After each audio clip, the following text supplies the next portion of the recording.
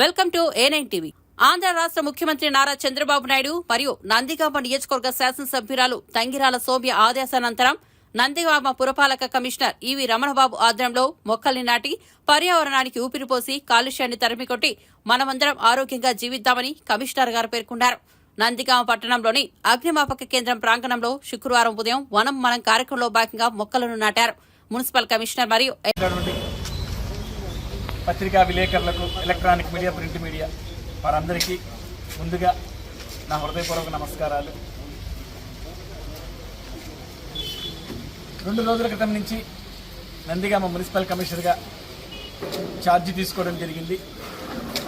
ఆంధ్రప్రదేశ్ రాష్ట్ర ప్రభుత్వం వారి ఉత్తర్వులను అనుసరించి ఈరోజు మన నందిగామ పట్టణంలో వన మహోత్సవ కార్యక్రమంలో భాగంగా ఫైర్ స్టేషన్ కార్యాలయ ఆవరణలో మన గౌరవ చైర్పర్సన్ గారు, కౌన్సిలర్లు, పట్టణ టీడీపీ పార్టీ అధ్యక్షులు, ఇతర ప్రజాప్రతినిధులు అందరితో కలిసి మా కార్యాలయ సిబ్బందితో కలిసి మొక్కలు నాటే కార్యక్రమం స్టార్ట్ చేశాము.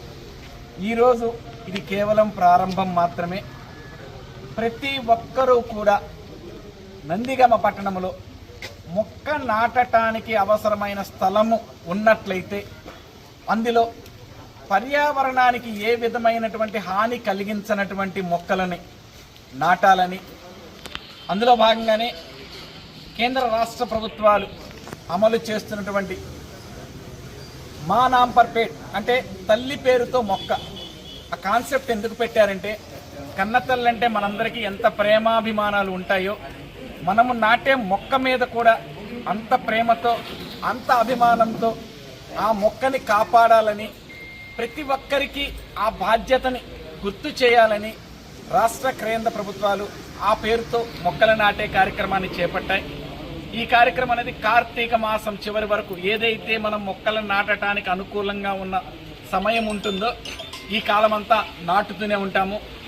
ప్రతి ఒక్కరూ కూడా నందిగామ పట్టణ పరిధిలో ఉండే ప్రజలందరూ కూడా మొక్క నాటడానికి వీలైన స్థలము కనుక ఉన్నట్లయితే ప్రతి ఒక్కళ్ళు మొక్కలు నాటాలని, భవిష్యత్తులో నందిగామ పట్టణాన్ని క్లీన్ నందిగామ, గ్రీన్ నందిగామగా చూడాలని కోరుకుంటూ మీ అందరూ అలా సహకరిస్తారని కోరుకుంటూ సెలవు తీసుకున్నాను. Thank you.